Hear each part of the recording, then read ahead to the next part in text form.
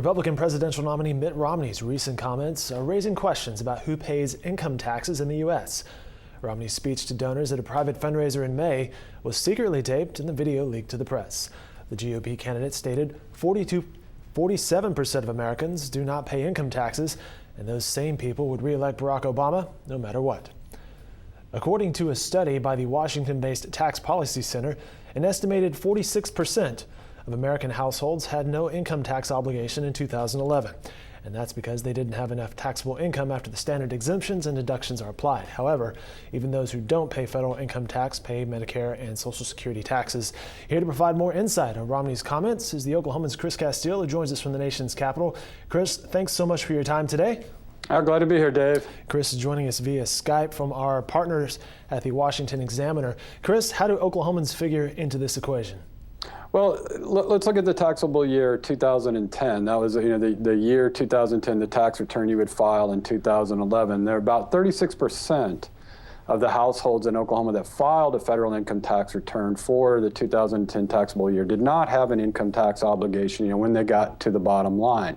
That was, almost close to 600,000 people, households, I should say, almost 600,000 households that did not have a taxable, a federal tax, income tax obligation that year. That ranked the state 17th in the nation in terms of the percentage of people, 36%, that did not have a federal income tax obligation, and that was actually up from 34% in 2008 when President Obama won his first term. And again, most of those people, I think it was about 4/5 of those people in Oklahoma had incomes below $25,000 for that year. So, that once you apply, like you said, your standard exemptions or your personal exemption standard deductions to that, that gets your income down pretty low. And in that, a lot of, low-wage earners and elderly people and military service people who can apply different credits. So,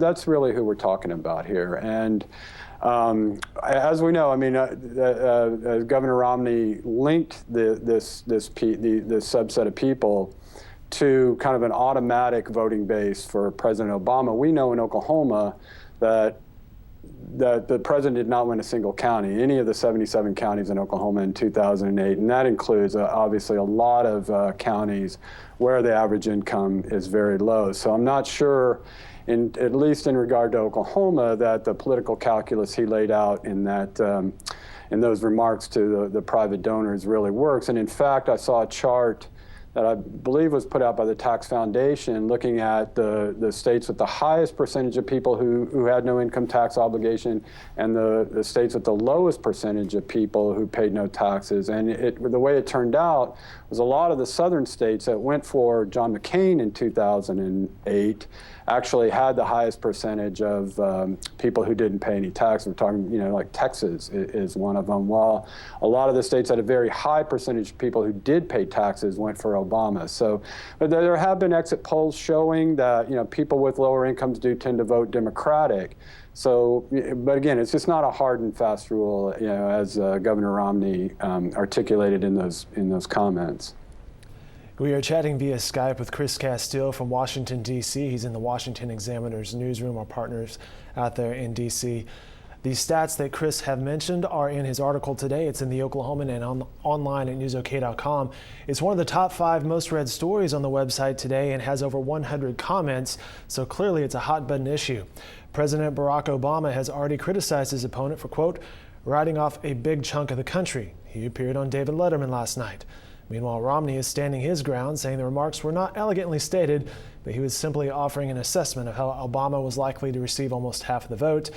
And in fact, I believe Romney took out a USA Today op-ed. Chris, will these remarks have a big impact on the campaign, or will the comments quickly be forgotten? I don't think they'll have a big impact, Dave. It seems like the election's really close. Something like 50 days away.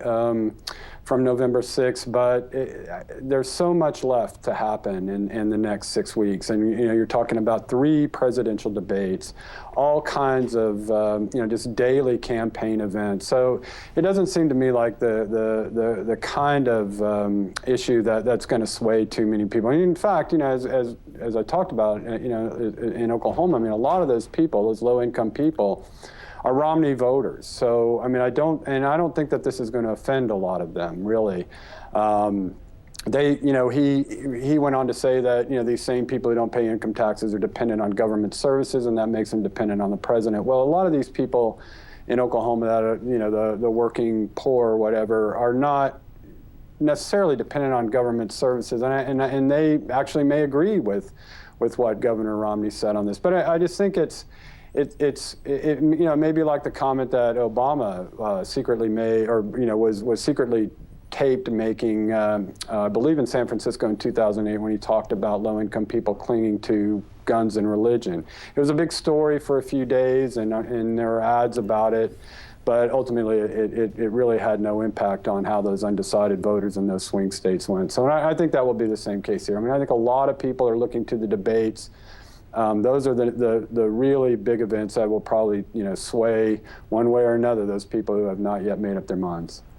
Something to look forward to. Chris Casteel, thanks so much for your time today. Thank you, Dave.